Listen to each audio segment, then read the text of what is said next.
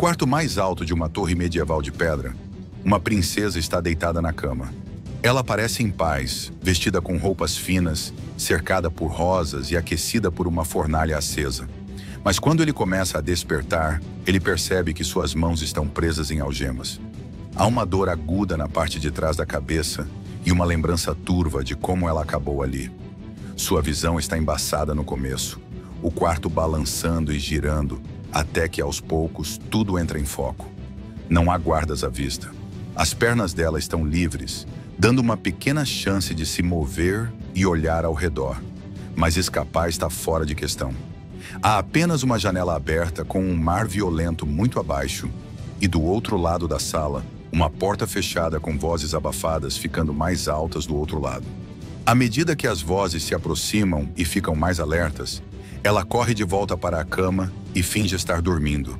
Quando os guardas entram na sala, eles veem exatamente o que esperam: uma princesa adormecida. Um dos guardas se aproxima, ignorando o aviso do outro, mas já é tarde demais.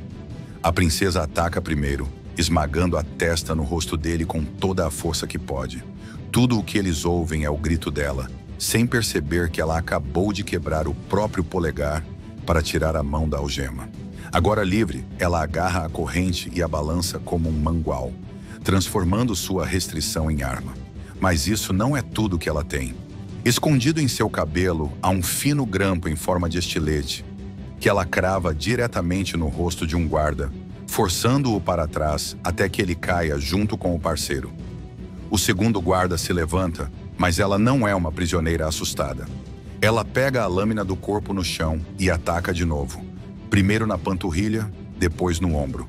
A faca fica enterrada no ombro dele, e quando ele se levanta, ela ainda está pendurada, segurando a outra ponta. Ele tenta se livrar dela, mas ela luta ainda mais, enrolando a corrente em torno do punho e transformando cada soco em um golpe brutal e pesado no rosto dele. A luta continua até que ela o empurra de volta em direção à janela aberta. Ele zomba da ideia de fuga, mas ela não planeja pular, ela planeja acabar com ele. Com um chute forte, ela o manda voando para fora da janela, em direção ao mar turbulento abaixo. Mal há tempo para respirar. Outro guarda entra no quarto. Ela pega um martelo pesado e avança, espancando-o até derrubá-lo. Ela então pega as chaves dele, destranca o outro pulso e, depois de se limpar rapidamente, sai da sala, tranca a porta e joga as chaves de lado. Logo a princesa chega a outro cômodo da torre, um com vista para o caos que acontece lá embaixo. Pela janela, ela vê guardas trancando a entrada para que ninguém possa fugir ou entrar. Uma multidão está sendo mantida à mercê de Július e de sua capanga, Moira. A família real caiu, e os pedidos do rei por paz e diplomacia agora não significam nada. Július tem seus próprios planos. Ele pretende se casar com a princesa e governar o reino com uma mão mais forte e mais dura, corrigindo o que ele vê como a fraqueza do rei com poder e dominação. Enquanto sua família é arrastada para fora de vista, a culpa toma conta dela. Com apenas 2 filhas, o reino não tinha herdeiro homem. Foi por isso que ela foi prometida a Július. O rei a lembrou disso enquanto a conduzia até o altar, mas ela não conseguiu seguir adiante. Ela deixou Július esperando no altar, e foi então que tudo saiu de controle. Agora, mergulhada em silêncio, ela se esconde quando uma figura enorme entra no cômodo. Um gigante. Ele não percebe a presença dela ao entrar para se aliviar. Ela se esconde dentro de uma banheira cheia de água, tentando ficar perfeitamente imóvel. Bolhas sobem à superfície enquanto ela luta para prender a respiração. O gigante, distraído demais com o próprio reflexo no espelho, nunca nota que ela está ali. Eventualmente ele termina e vai embora. A princesa irrompe para fora da água, ofegante. Encharcada até os ossos, o vestido se torna mais um peso do que qualquer outra coisa. Ela arranca as camadas pesadas e segue em frente, tomando cuidado para evitar mais guardas. Mas no corredor, ela acaba esbarrando novamente no gigante. Ele carrega uma espada tão enorme quanto ele e tem a pele grossa, até mesmo nas partes do corpo que ele acabou de aliviar. É uma batalha de força bruta contra a habilidade. No começo, ela o segura, mantendo a defesa. Depois encontra uma brecha e começa a usar a própria força dele contra ele.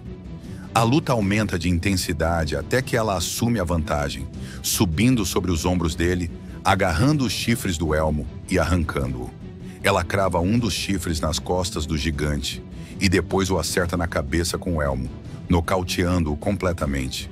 Esse momento desperta uma memória. Ela se lembra de quando era uma menina que sonhava em se tornar guerreira. Ela admirava Lin. A mãe, grávida na época, queria um filho homem e não aprovava a filha treinando como soldado. Mas Lin conseguiu convencer a rainha a permitir as lições, desde que o rei nunca descobrisse.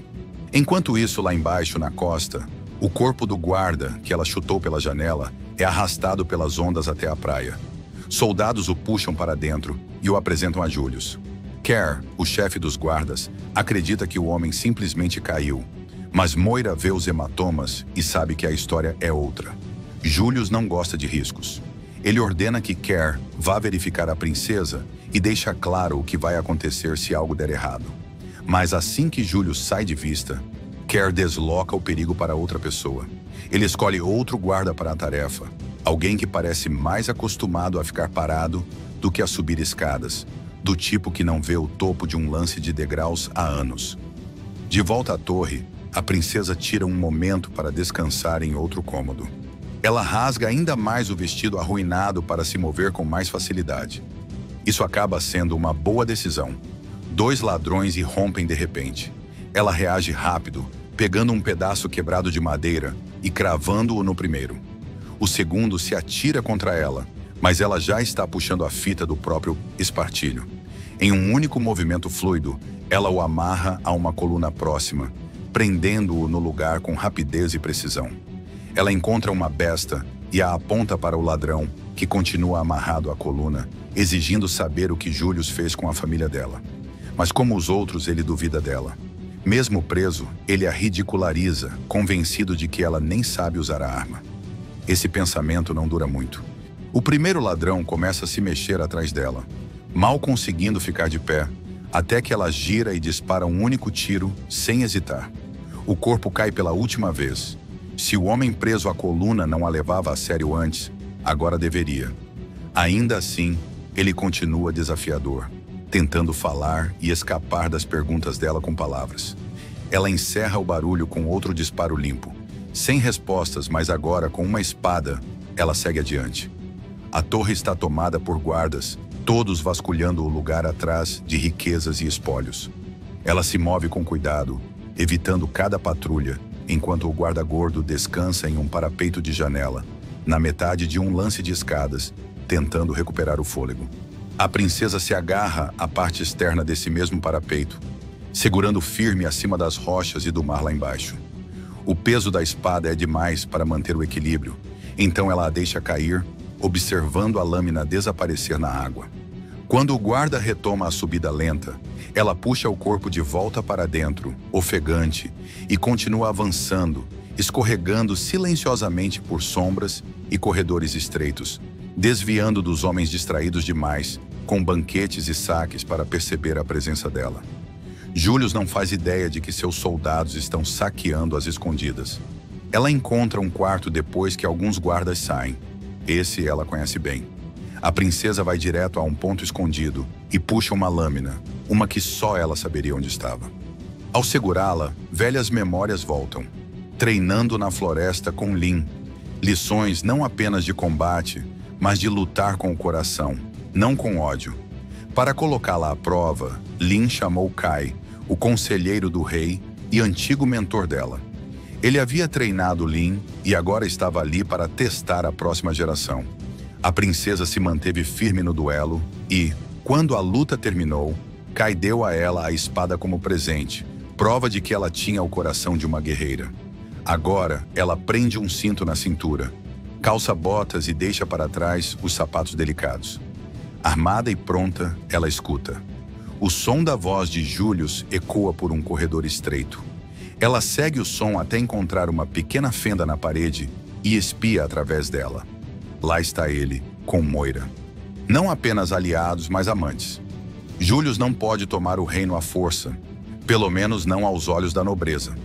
Para ganhar poder, ele precisa se casar com a princesa e fingir seguir a tradição. Então, no momento em que a coroa for colocada em sua cabeça, o rei será morto. Um pedido de casamento apoiado por lâminas, um assassinato real disfarçado de cerimônia. Agora a princesa finalmente tem suas respostas.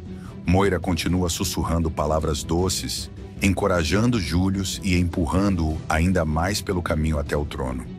As palavras dela se misturam com paixão, enquanto ela o puxa para perto, beija-o profundamente e o conduz em direção à parede, seus gemidos ecoando suavemente. A princesa vê sua chance. Rápida e inteligente, ela prepara uma armadilha atrás da parede, prevendo exatamente para onde os amantes vão se mover.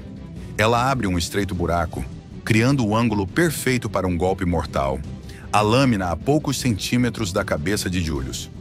O momento que poderia ter acabado com tudo é interrompido por uma batida na porta. Um guarda traz notícias. O rei quer se encontrar com Julius. Moira fica dividida, irritada com a interrupção, mas satisfeita por ver que o plano está avançando.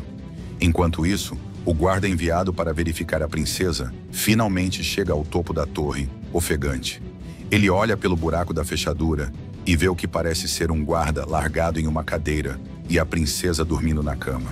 Satisfeito, ele se vira e começa a longa descida para dar o relatório a Kerr. A princesa, ainda em território inimigo, segue invisível pelos corredores.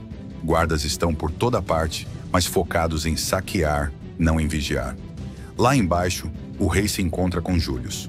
Calmo e contido, ele pede que Julius reconsidere sua abordagem, avisando que esse caminho só vai virar o povo contra ele. Mas Julius não se comove. Ele expõe sua queixa, acusando o rei de traição. Para ele, tudo começou com a princesa. A recusa, a afronta, o abandono. Bem acima, a princesa se espreme por uma janela estreita que leva a outra parte do castelo. Saindo por um parapeito, ela cai entre as pernas de um guarda enorme, revestido de armadura. No início, ela acha que é apenas mais um soldado gigantesco. Nada que valha foco especial, até que a espada dele prende a roupa dela no chão. Ela é pega de surpresa e não fica nada feliz em enfrentar outro gigante logo depois do último. Mas o instinto de sobrevivência fala mais alto. Ela desvia dos golpes desajeitados, a lâmina dela chocando-se contra camadas de aço. Cada golpe solta faíscas quando metal bate em metal. Os ataques dela mal deixam arranhões. Então ela encontra uma abertura. A axila dele, exposta sob toda aquela armadura. Ela ataca ali 3 vezes com precisão. Em seguida, se aproveita da armadura cheia de óleo. Ela pega uma vela acesa e a lança contra ele. As chamas se espalham pelo corpo do gigante em segundos, engolindo-o em fogo. A reunião entre Julius e o rei termina em fracasso. Julius continua obcecado por poder e dominação. Assim que está prestes a sair, o guarda fora de forma de antes chega para relatar que a princesa está segura e tranquila em seu quarto. Nesse exato momento, o corpo em chamas do guarda de armadura cai lá de cima, despencando aos pés de Julius. Furioso, Julius ordena que Kerr acabe com qualquer loucura que esteja acontecendo na torre. Mas Kerr não terá essa chance. Assim que Julius se afasta, Moira tenta afirmar a autoridade. Ela solta um comentário atrevido, sugerindo uma teoria. Kerr a ridiculariza, chamando-a de meretriz e dizendo que a opinião dela não vale nada. Moira não discute. Ela deixa o chicote falar por ela. O estalo atinge em cheio a garganta dele. O sangue jorra enquanto ele cai, o corpo tremendo no chão até ficar imóvel. Sem perder o ritmo, Moira assume o lugar de Kerr e dá sua primeira ordem: encontrar a intrusa e acabar com ela. Sem mais chances. A princesa, consciente do que está por vir, observa enquanto tropas se espalham pela torre em busca dela. O pânico começa a crescer no peito. O medo toma conta e ela corre, mas a fuga é bloqueada. 3 lutadores avançam contra ela. Ela sofre um corte no braço, mas não para. Derruba 2 com golpes rápidos e precisos, um corte na garganta após o outro. O terceiro cai quando ela rompe a linha e passa por eles. O número de inimigos vira uma avalanche. É então que ela toma uma decisão arriscada. Arranca o colar de diamantes do pescoço e espalha as pedras pelo chão. Os guardas que a perseguem tropeçam e caem, dando a ela tempo suficiente para fugir. Mas ainda não acabou. Um guarda humilhado avança, o orgulho ferido alimentando a fúria. Agora a princesa carrega um escudo e, com ele, mantém a posição. O golpe vem como esperado e termina como deveria. Depois o resto se lança sobre ela. Uma espada abre um corte na cintura. Ela grita, um som que paralisa a multidão por um instante. Mas ela não cai. A princesa agarra o guarda mais próximo e o usa como escudo. Então dá um salto ousado para um nível mais baixo do castelo. Um guarda tenta seguir, mas cai de forma desastrosa, com as pernas destruídas. Os outros são obrigados a descer pelas escadas. O guarda gordo cambaleia, passando pela princesa, como um zumbi meio morto, tão exausto que nem percebe o perigo que está ao lado. Ela o observa, atônita por ele não perceber nada. Avistando uma bandeira do lado de fora da janela, ela se lança e a agarra, balançando ao longo da parede vertical. Ela ganha impulso, indo de um lado para o outro, até conseguir pousar dentro de um cômodo próximo. A dor lateja no lado do corpo, o ferimento na cintura sangrando muito. Memórias começam a emergir. Ela se lembra de ter ouvido os pais discutindo sobre o futuro dela, sobre o casamento. A mãe implorou ao rei para reconsiderar, mas ele ignorou as preocupações dela. Ele queria o que acreditava ser melhor para o reino. Nesse dia, a princesa surgiu vestida com roupas de treino. Armadura em vez de vestido, chocando o pai. Ele não sabia de nada até aquele momento. Irritado, tentou argumentar, chamando-a de tola e delirante. Aos olhos dele, o trono precisava de um homem. Ela podia sonhar com cavalaria, mas para ele continuava sendo uma criança que precisava de proteção. Casá-la com Július era, na cabeça do rei, uma forma de protegê-la, um homem respeitável de uma família respeitável. Ele deixou a decisão nas mãos dela, confiando que ela acabaria cedendo quando a birra infantil passasse. Ela esteve à beira das lágrimas naquela época, e agora, a dor daquele momento volta à tona quando a lembrança se desfaz. Passos ecoam, tirando-a do transe. Ela reage rápido, derrubando a figura que entra e a prendendo no chão, apenas para ver Lin debaixo dela. As duas congelam por um segundo e então respiram aliviadas. Lin estava escalando a torre para encontrá-la e fica aliviada de terem se cruzado no meio do caminho. Enquanto Lin trata os ferimentos da princesa, explica o que aconteceu. Július trouxe soldados na calada da noite e os guardas do rei foram superados em número. Lin mal conseguiu escapar, junto com alguns poucos. A princesa, sobrecarregada de culpa, começa a se culpar, mas Lin corta isso pela raiz. O passado não ajuda agora. Lin sabe onde a família real está sendo mantida e, mais importante, sabe como chegar até lá. Há uma rota desprotegida pela cozinha e é por lá que elas vão.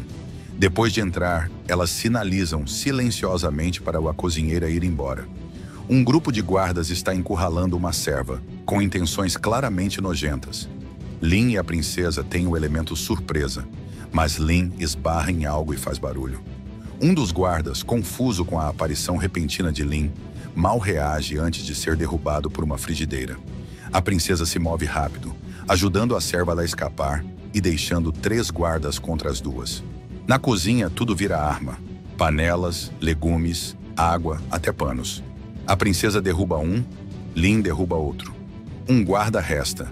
Ele salta pelo ar, mas nunca completa o ataque. O chicote de Moira se enrola no tornozelo dele e o puxa de volta, esmagando-o no chão. É uma entrada dramática. Moira não ataca imediatamente. Ela fala primeiro zombando da princesa, dizendo que todo esse caos poderia ter sido evitado se ela tivesse apenas aceitado o papel de frágil e indefesa que esperavam dela. O chicote dá a Moira alcance e poder, permitindo que ataque sem risco. A princesa e Lin lutam para encurtar a distância. Então tudo piora. O chicote se prende ao pescoço da princesa e Moira começa a sufocá-la. Mas Lin não recua. Ela continua lutando e, por fim, consegue libertar a princesa e criar uma barreira de fogo entre elas e Moira, apenas o suficiente para ajudar a princesa a fugir. A princesa quer ficar e lutar, mas a família vem primeiro. Ela desaparece em um túnel inclinado, seguindo rápido.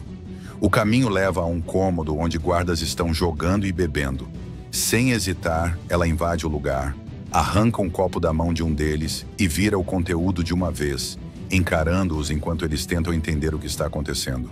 O primeiro guarda corajoso o bastante para tocá-la cai nocauteado com o mesmo copo. Ela não diminui o ritmo. Em segundos, os três estão no chão. Nesse momento, a família dela surge na porta. O rei está orgulhoso. A rainha parece estar em choque. Violet, a irmã mais nova, sorri como se não esperasse nada diferente. A princesa os liberta e começa a guiá-los para fora em segurança. Mas em guerra, ficar perto de quem se ama pode ser uma fraqueza. Poucos instantes depois de começarem a escapar, um golpe pesado acerta a cabeça dela. Tudo escurece. Ela acorda desorientada. A visão se ajusta a tempo de ver a família ser recapturada e Lynn, ensanguentada, sendo arrastada por Moira. Julius não esconde a decepção. Ele provoca a princesa, mas ela responde com palavras afiadas e frieza. Ele revela seu plano distorcido, esperando resistência, mas se surpreende quando ela concorda, dizendo que mal pode esperar pelo que vem a seguir. A voz dela pinga sarcasmo enquanto promete tornar o reinado dele um inferno. E, se ele ousar matá-la, jura que vai assombrá-lo pelo resto da vida. Moira fica tensa sob as provocações da princesa, mas Julius já se cansou do jogo. Ele se volta para a irmã mais nova, Violet, quieta, inocente e ainda só uma criança. Lágrimas escorrem pelo rosto da princesa. O rei, ainda agarrado a um fiapo de esperança, na decência de Julius, embora ninguém saiba por quê, pensa que, com certeza, ele vai parar aqui. Mas Julius não tem esse limite. A princesa e Lynn trocam olhares. Nenhuma palavra é necessária. O plano está claro. A princesa avança, criando caos para distrair Moira e os guardas. É o suficiente para Lynn se infiltrar, agarrar Violet e puxá-la para longe do alcance de Julius. Mas com as mãos amarradas, a princesa não consegue lutar. Ela é rapidamente dominada e arremessada por uma janela alta do castelo, em direção ao rio gelado abaixo. Inconsciente, ela é levada pela correnteza, perdida naquele espaço escuro entre a vida e a morte. Memórias voltam. A voz de Lynn lembra que a lâmina não é a maior arma de um lutador, e sim o coração. Um verdadeiro guerreiro não é moldado pelo combate, mas pelo propósito. E o propósito dela nunca esteve tão claro. A família está em perigo. Ela acorda desesperada e ofegante. Encontra uma borda afiada, corta as amarras e nada até a superfície. O casamento precisa ser impedido. De volta ao castelo, Julius organiza uma cerimônia às pressas. Religiosos se reúnem, guardas se espalham pelos corredores, procurando a noiva fugitiva. Mas a princesa ainda não terminou. Encharcada e sangrando, ela encontra um caminho de volta até a torre, determinada a concluir o que começou. Então surge outra ameaça. Um soldado enorme bloqueia o caminho, rindo enquanto se aproxima, imaginando o pior. Antes que ele faça qualquer coisa, uma estátua gigantesca desaba sobre ele. Violet está atrás dela, de olhos arregalados, mas com uma coragem feroz. A princesa, reunida com Lynn e a irmã mais nova, não consegue esconder o orgulho, mas o peso do momento a atinge. Ela se arrepende de ter se tornado guerreira. Talvez, se tivesse permanecido apenas como filha real, ninguém teria morrido. Porém, no fundo, ela sabe que não foram as escolhas dela que fizeram de Julius um monstro. Guardas ainda estão vasculhando o castelo. Então Lynn leva as princesas até um depósito secreto preparado para emergências. O grande salão se enche de nobres e convidados, esperando um casamento que jamais deveria acontecer. No depósito, as três se armam, espadas, peitorais e coragem. Ainda há espaço para uma risada quando Violet pede para lutar ao lado delas. A princesa promete que um dia vai treiná-la de verdade, mas não hoje. Por enquanto, Violet precisa ficar escondida e segura. Em outro lugar, Julius pressiona uma lâmina contra o rosto da rainha, exigindo que ela chame Violet. A rainha se recusa, mesmo com a morte tão próxima. Soldados entram no castelo mais rápido do que podem ser detidos. Lynn descarta o arco, lento demais para o caos que vem, e pega uma espada de curto alcance, de lâmina dupla, feita exatamente para esse tipo de batalha. Um guarda vê a princesa e dispara uma flecha que passa raspando. Isso quebra o ritmo delas. Lin puxa a princesa para um pequeno vão entre colunas de pedra. É estreito, mal o suficiente para escondê-las, mas serve.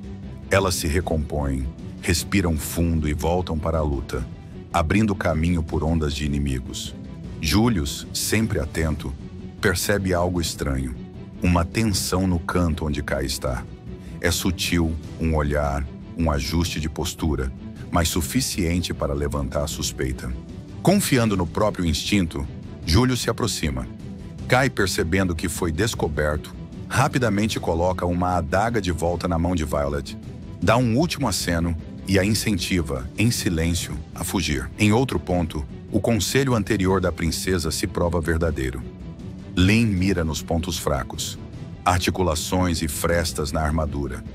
A tática funciona e um inimigo após o outro cai sob as lâminas delas. Mas Julius não está longe. O instinto o guia diretamente até o esconderijo de Violet. Sem hesitar, ele a arrasta pelo braço. Ela luta, mas não adianta. Ele manda que se ajoelhe e ordena aos clérigos que comecem o casamento imediatamente. De longe, a princesa e Lin veem o que está acontecendo. Não há mais tempo. Elas trocam um último olhar e, em acordo silencioso, se separam. Lin corre para o grande salão. Ela entra como uma tempestade, espada em punho, jogando-se no meio da confusão. A entrada é tão repentina e feroz que quebra o clima e atrai todos os olhares, principalmente o de Julius. Kai agora lidera os outros em segurança, enquanto Julius finalmente entra na luta. Talvez para lembrar a todos que ele ainda é o vilão no centro de tudo. Mas Moira não está interessada em uma briga geral. Ela sai do salão e vai direto atrás da princesa, exigindo um duelo 1 contra 1. Como sempre, Moira mantém distância, estalando o chicote como se estivesse em um espetáculo. Ele corta o ar com precisão brutal. No caos, ela consegue até derrubar a espada da princesa, ganhando vantagem. Mas a princesa se adapta rápido. Ela muda de estratégia, agarra o chicote no meio de um golpe e o vira contra Moira, com força devastadora. A ponta afiada se crava no pescoço de Moira. Ela cai exatamente como tentou matar a princesa antes. Estrangulada pela própria arma, o pescoço quebrado pelo mesmo laço mortal. Dentro do salão, o rei faz uma tentativa desesperada de atacar Julius, mas está fraco demais. O golpe mal arranha e Julius o derruba com facilidade, mandando-o de volta para a rainha, talvez para explicar por que nem um golpe decente ele conseguiu acertar. Lin é a próxima a avançar, enfrentando Julius frente a frente. Ela luta com tudo, mas ele é habilidoso. A lâmina dele encontra o flanco dela e o ferimento arranca olhares preocupados de Kai e da princesa. Com o plano ruindo, Julius decide se coroar por conta própria. Ele pega a coroa do rei e a coloca na própria cabeça, como se sempre tivesse sido destinada a ele. A princesa avança, iniciando o próprio ataque, mas Julius a domina. Ele provoca, zomba, cutuca as feridas com palavras cruéis que doem tanto quanto qualquer lâmina. A luta dos dois sai do salão. O rei e o reino observam enquanto eles batalham a sós. Aço contra aço, vontade contra ego. Júlio se gaba da era de terror que trará, governando com medo e força bruta. Não importa quem sofra, mas a princesa se mantém firme. Ela lembra do treinamento de Lin, paciência e precisão acima do orgulho. Julius fala demais, e isso se torna o erro final. Ela espera a brecha e, quando ela surge, ataca limpo. A lâmina corta o pescoço dele, encerrando o reinado antes de começar. A cabeça cai. A luta termina. Ela pega a coroa e a devolve ao rei. O salão fica em silêncio por um instante e então explode em aplausos. A ameaça acabou e a paz é restaurada. Ali mesmo, o rei faz uma declaração ousada. A princesa é a herdeira legítima. Nada de esperar por um filho. O futuro do reino é dela. Ele se volta para a filha, não só como rei, mas como pai, e pede perdão. Finalmente enxerga quem ela realmente é. A alegria se completa quando Kai aparece apoiando Lin, ferida, mas viva. A princesa corre até ela, aliviada até as lágrimas. Lin sobreviveu. A Vitória toma o ar. O povo comemora. Todos os inimigos foram derrotados, exceto um. No fim do corredor, o guarda-gordo finalmente aparece, só agora terminando a longa descida pelas escadas. Se você curtiu essa história, já se inscreve no canal para não perder os próximos recaps e comenta aqui embaixo, Princesa Guerreira, para eu saber que você assistiu até o final.